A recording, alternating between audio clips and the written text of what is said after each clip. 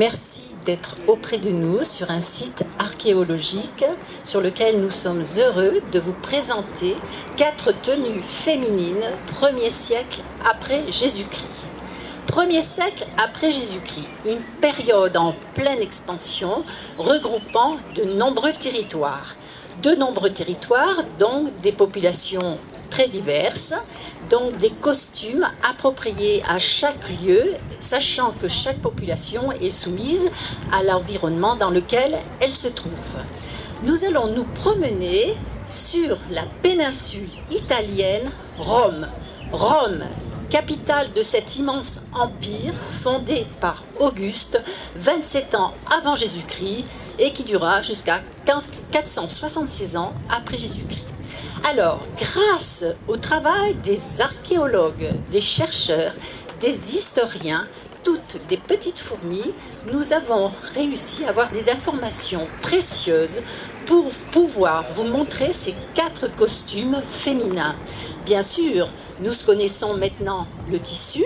Il pouvait être du chanvre, du lin, de la laine en premier et de la soie.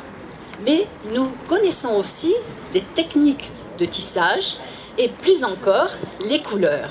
Les techniques de couleurs, qu'elles soient végétales, animales ou minérales.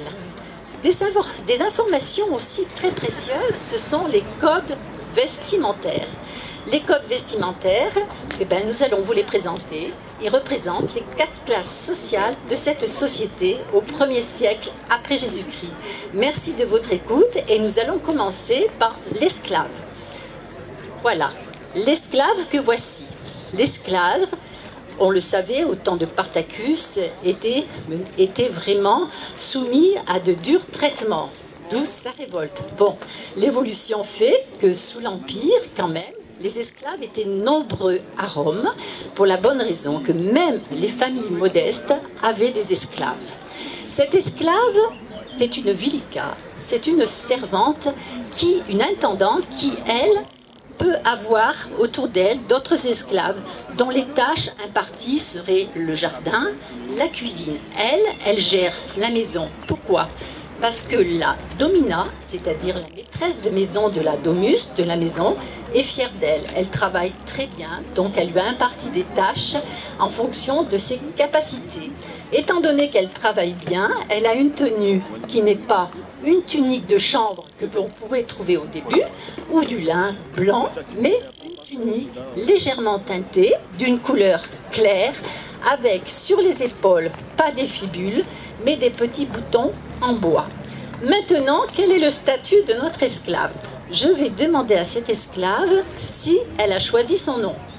Non. Non.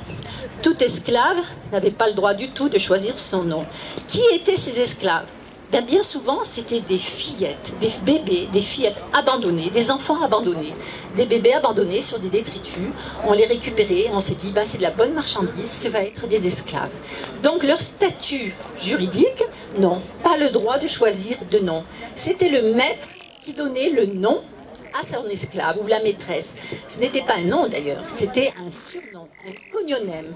Par la suite, si par exemple l'esclave servait bien son maître, et s'il le voulait, il lui donnait un petit pécule pour racheter sa liberté, ou plus encore, s'il était libre, son statut était tout à fait différent.